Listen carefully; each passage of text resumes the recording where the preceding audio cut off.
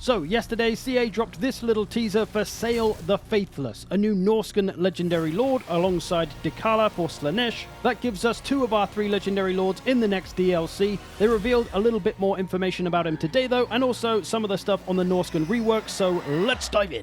Starting off with Sayl, this is what he's going to look like, a little bit different from the teaser. He got a little mutated from his treachery. Now CA have said that he is going to be like a conventional Norscan lord in that he can take settlements and raise them to the Chaos Gods and such, but he is going to have his own unique mechanics, which is all about, would you believe it, treachery. He needs to make friends and then betray them. That's how he gets more powerful. There is going to be some planning involved in the mechanics, so it's going to be interesting to see how that's going to work. He's going to be a bit of a master manipulator, sort of changeling-esque. And they did mention he's going to be searching for power out in the world, so it makes it sound like he might be one of those lords that's able to fast travel around and teleport, so he can travel all over the world. I imagine his start position won't be in Norsca as well, as that's where the other 2 will probably still be. I know Throg is, at least they said. He is going to come with 2 magic laws as well, and is going to be one of the most powerful casters in the game, apparently, which is a pretty tall order, so we'll have to see what he brings to the table. And also he gets this sex machine Nightmare. This is those 3 wizards mashed together, and my theory was he's going to be somewhat like Krell that can just be summoned up by the Lord itself, but looking at these images, you can see it looks like he kind of comes out of a little portal floating in the air and then smacks people in the face and I guess goes back into it. But maybe he can do a bit of both. Maybe he'll be summoned like this, but when you look at these pictures, it looks like he's on the ground, so he'll be running around. So perhaps a little bit of both. All in all though, Sayl is sounding like a pretty cool lord for Norsca, something different than the 2 melee lords we have already.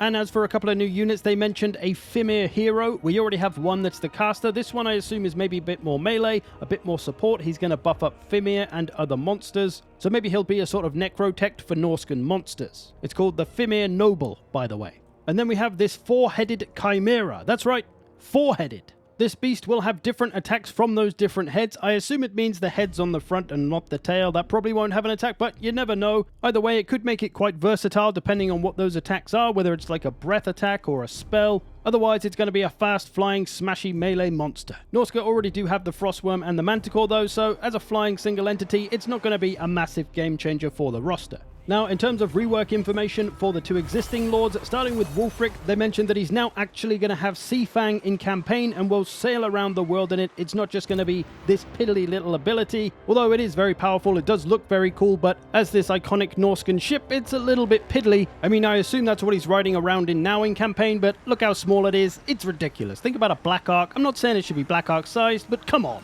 So that's going to be pretty exciting for Wulfric. It's going to be all about raiding and being the marauder that he's supposed to be, sailing around to the 4 corners and all that.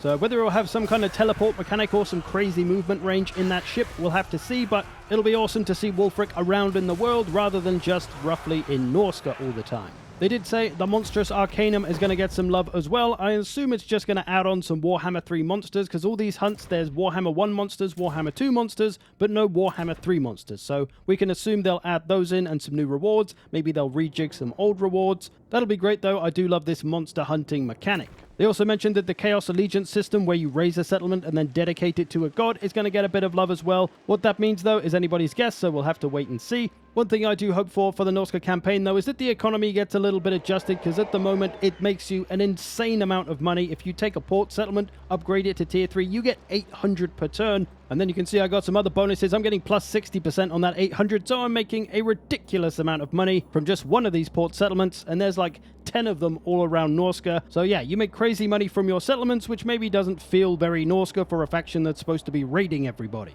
As for Throg, they mentioned he's going to be a bit more of the intelligent troll that he's supposed to be, and is going to get some new mechanics around trolls and monsters. It would be cool if he could recruit some of all the other trolls from the other factions, like Greenskins, Stone Trolls, River Trolls, Chaos Armored Trolls, Nurgle Trolls, maybe some new type of troll that'll come as a DLC unit. Otherwise, they said that Throg is going to kind of stay as the hometown smasher, starting in Norsca and probably staying around there. They did also mention that both Wulfric and Throg are going to get some new voice lines as well, so that'll be really nice to hear a little bit of a fresh take on both of their characters. Other than that, they mentioned some changes to Confederation, expanding that, whatever that means, we will have to see. Otherwise, it's sounding pretty great overall. It's going to be nice to have unique experiences for both Wulfric and Throg, because at the moment they feel pretty much the same when you play their campaign. So with Wulfric off sailing the world being a sea raider and Throg staying at home looking after the kids, they should be quite different experiences. And then we've got the new experience of Sayl, wherever in the world he might be, going to be making friends and then betraying them.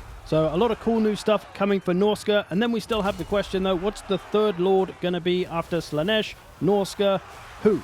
A lot of people are reckoning High Elves, given some lore relations with Norsca. The best guess at the moment seems to be a High Elf Lord Aelin, who is a Navy commander, so, you know, it would fit with the Tides of Torment title, right? But we probably don't have long to wait. I guess we'll find out within the next few weeks. Otherwise, I hope you've enjoyed this. Thanks for watching. I will see you in the future.